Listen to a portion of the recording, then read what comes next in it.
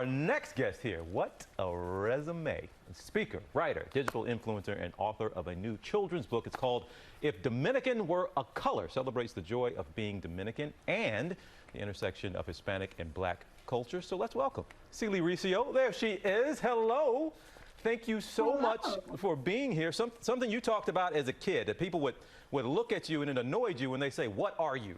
Right? They couldn't figure out, is she this, is she that? Do you still get that question, and does it annoy you still? Should people get away from asking that, or is it okay? They probably cannot get away with it. I still get it. I recently read someone the riot act on it, but I still get it, which is always interesting to me. But yeah, it's just a little annoying. Yeah, and that's understandable. And you address it with this book because it showcases the many identities of the Dominican people. So tell us about what it was like growing up and why you decided to write this book. You know, the book started off really as a poem that I wrote for myself about 10 years ago.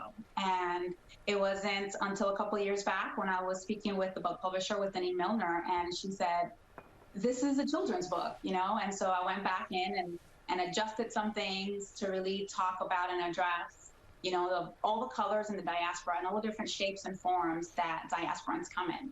And you talk about the diaspora, but this is for, yes, kids to be able to see themselves in media, in books, right? Representation is always important, but the book also has some value for kids, for other little kids to learn about other cultures as well. It's not just for one set of kids. Absolutely. I think the biggest compliment that I've gotten is people will come to me and say, you know, if I take Dominican out and I put Ecuadorian, it still applies, or if I put Jamaican, it still applies. So I really love the fact that, you know, people are seeing themselves in it, and I think that's really important. And Sili, you gently touch on some pretty heavy topics, but topics that we are all talking about and dealing with as a country, hopefully. Racism, colorism. How did you approach that in a children's book? You know, I didn't intend to. I think now that it's in the hands of the children and the parents that read it, it's coming across. I wanted to tell my story, and I wanted to share the beauty that I saw, in myself, that was instilled in me, that I see in all the people that I love. So it was easy in that way because I was just, you know, kind of writing down what I saw, and what I saw all around me was beauty. Yeah, just a reminder, we are all one, and it's important to celebrate each other. Sili Recio, thank you so much for the book, and thank you for your time today. We appreciate it. Thank you.